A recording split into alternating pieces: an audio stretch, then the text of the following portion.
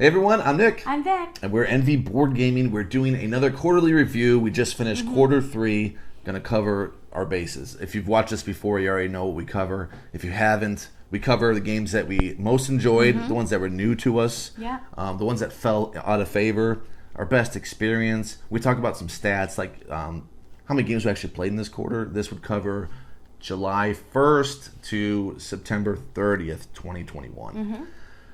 We also cover unique games that, there's 2 different numbers. How many were actually unique? How many did you actually play multiple times? Yeah. What game did we play the most? And things like that. So we're just going to get started here with some numbers. We'll give you a little time to guess how many games we played in that 3-month span. In our previous quarters, it was, what were the numbers for our most unique? First quarter, I believe, was 140 something. I'm going to say 148. The second quarter was 161. And the third quarter, if hopefully you're guessing maybe what we played, but what do you have to go off of? Yeah. I have no idea. No real way. No, you're just guessing for the fun of it. Just pick a number out of a hat. It is actually a new high. It is 169. Wow. 169 games we played in that 3-month span, which is pretty ridiculous, I guess. I have seen people play more than that, obviously. A lot of people play card games. That's one way to get that number up. If we put our minds to it, we work, we have jobs, and I have to cook food, so that takes a big chunk of our time. There are things we do outside of games. Yeah, but if we just did 169 is pretty good. But if we just did games, I could only imagine. Retired and just did games. Yeah, that number would be huge. Unique games. So of those 169 we played, there were 73 unique games. That's actually an all-time low. So that's down 9 from last time. The other number was an all-time high. It was up 8 from last time. So most played, Vic already knows, but I'll let you know. Our number 1 most played game was actually Wits and Wagers. It's Vegas, baby. We do like that game. It's an easy one to bring out. It's a good family game. So we were playing that a lot back to back with family. Vic had family over. We went to see family on my side. And we got that played quite a few times. Yeah. Next in line was Suburbia with 8, Terraforming Mars, Ares Expedition with 7, and Aquatica with 6. Wow. So let's get into some opinions here. Favorite new to you game, Vic? Yeah, so favorite new to me game, this actually happened in a new experience for us where for the first time we actually made a trip to do a collaboration and play some games with our friends at Legends of Nerdvana.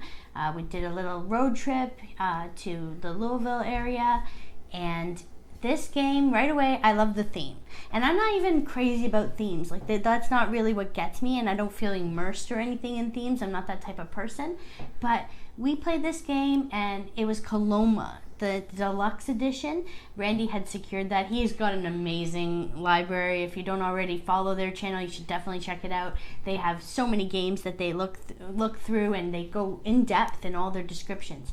But it was great to play with him. He showed us this game, and I wish we had had an opportunity to buy the game. And that was, for me, the first time I've really had a game that we played, and I wanted to buy it. Like, as we were playing, I was looking, how do I buy this game? So I had a lot of fun with the Coloma game with Randy. Oh, just one pick this time. Yeah, just one. Nice. Yeah. This is the only category I have 2 picks. Okay. But they are ranked. So number 2 was your number 1. It's Coloma is my number 2. So would you have a guess for my number 1 might be? Number 1, Suburbia? No. Okay.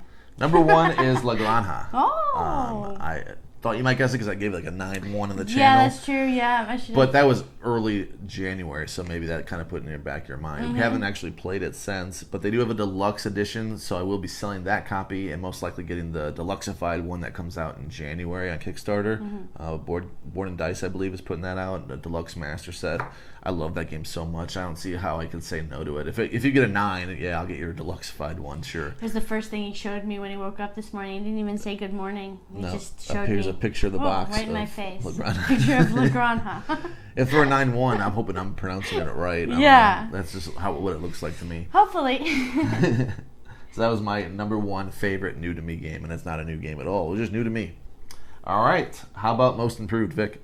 Most improved, I would say, I didn't write that one down. But what is it? On the fly, I would probably say Aquatica, because we got that expansion added in. I had a lot of fun trying it out, even though we did have more like I guess, plays at it with the base game, I still enjoyed playing it with the expansion, and it's such a beautiful game, and flipping the stingrays over, I just like the pieces of it, and check out our review of it, because we had a lot of fun playing it. So, yeah, and when we reviewed it, we hadn't played the expansion, so that's a spoiler that we really enjoyed the expansion too. Yeah. It did add something to it, some variability. Yeah, so that's my best improved.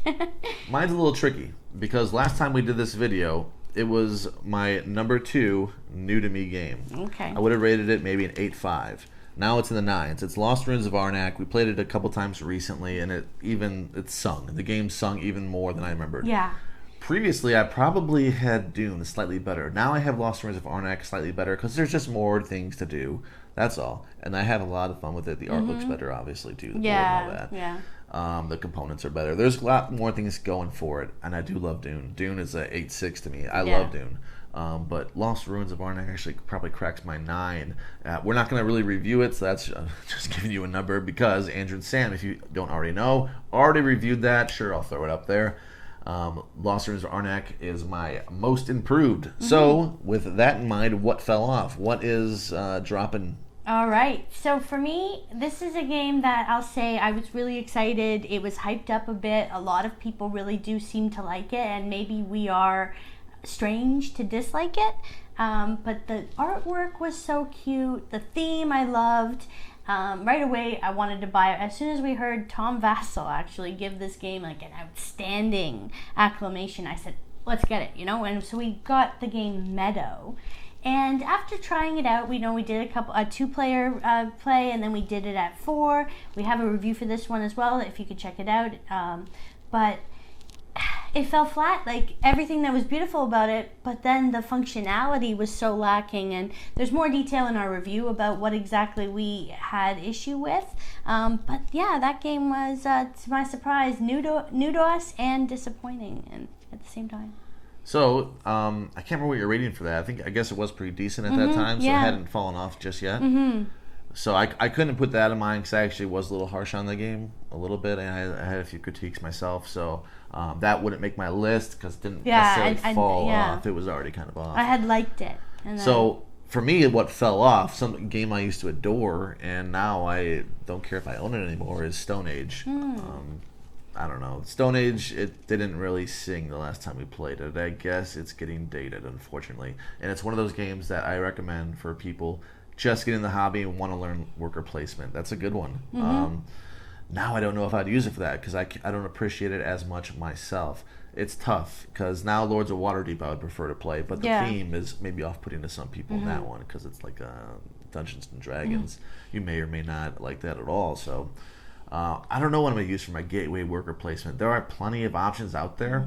Stone Age was my go-to, but it is drab. And anyway, it fell off. It's not one of my favorites anymore, unfortunately. And it's one of those games I thought I would never want to get rid of. And now I can see myself getting rid of it. All right, best experience? Best experience. Well, you touched on this right at the beginning of the video when you were giving out the stats and our most played game. I got to start off. I have 2 for this. Best experiences for different reasons. Are they ranked? No. Okay. They're equivalent. No, I'm not doing that. It's a best. There's supposed to be 1. But there's 2. Yes, but there's 2 that aren't ranked. I don't know. My head can't get around that. So Wits and Wagers Vegas, baby. Had so much fun playing this with my family. They were down to visit just over the September long weekend, the Labor Day weekend. Came to see me. It'd been a long time. They crossed the Canadian border to come see me, and we had a lot of fun. They don't play games. They're not really game people, but they were wanting to do back-to-back. Everyone was laughing at one point. We went to this coffee place, and we had really good coffees. Oh my gosh. Fluid in Valparaiso has this. We've mentioned them twice now. Yes, you got to go there. If you're in Indiana, if you could... Imagine lemon inside of a coffee. You think it's going to be nasty or gross, but this syrup, whatever they put in it, it was amazing. Anyway, but yeah, we had so much fun. We were crying from laughter, and this is like a trivia game. It's not supposed to be a humor necessarily game, but we just had a blast playing that. So that was a lot of fun, and happy to see my family, of course. And another one, and this is, maybe a softy one, but Watergate. I had a lot of fun playing that with you. You came with me on a trip. I was doing a work trip in Antonio. Nick came with me. We had some time. I had just finished the show. He learned the game. We sat down, and we were in a different place. We were in a whole different state, and we just got to sit down and play it back and forth. And right away, I loved the game, and I like having that excitement and that feeling when you pick up something, you play it, and you want to just keep playing it. So that for me was my best experience. Nice. Mm-hmm. A few things there. The lemon. What is it? Something love. Lemon love. Yeah. Lemon Love is the best coffee I've ever had. That's what she's talking about at Fluid. That alone was like, yeah, that. Plus, I love playing there, and it was nice to play with Vic's family, who we hadn't seen in like a year. Mm-hmm. So that one definitely fits the bill, and it's funny because it's not a crossover of experience. It's the same game though. We played that game on the Tippecanoe River. We started it was like with a blowtorch. We used it for fire. We had it on a campfire. We were playing this on a picnic table with lanterns off the Tippecanoe River. That's true, yeah. With a blowtorch going off and starting this big fire that was different colors. We played it with Tim and Alyssa and their family, friends as well. And it was a lot of fun. It worked really well. We had more than enough people. Everyone had to be in pairs because we had quite a few people. Mm-hmm. And it was everyone's first time playing except for Tim, Melissa, and us. I can't remember. Did Andrew play? No, Andrew was already gone. Yeah, Andrew, because he would have had played once. Yeah. And Rick as well would have played once. But they were already gone. So we had a big group, and we all played that around lanterns in a bonfire out off the Tippecanoe River in Monticello, Indiana. Mm-hmm. So a little trip for us as well. So that one was my best experience. So we're going to go ahead and move on to favorite game, period. It's not new to us. It could be, if that's your favorite, period. What is the favorite game, period? All right. So this one was actually difficult. It was very hard. There were so many great games. We have so much fun playing games. I think I say that every time for this question. No, last time you said it was easy. Oh, okay. When you picked Carpe Diem, you said it was easy. But then it wasn't easy. It turns out he convinced me it wasn't easy. I was like, we played so many good games. How is this easy? Nothing's easy.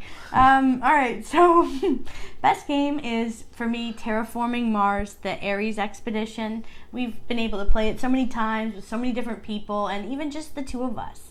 I have a lot of fun playing it. I love seeing new cards, trying new strategies out. There's so many cards, oh my goodness, and picking a corporation, everything about it. I just really have a lot of fun, and it doesn't overstay its welcome the way that I felt Terraforming Mars, which we only played electronically. This one we've played in person, and it's compact enough to take around anywhere.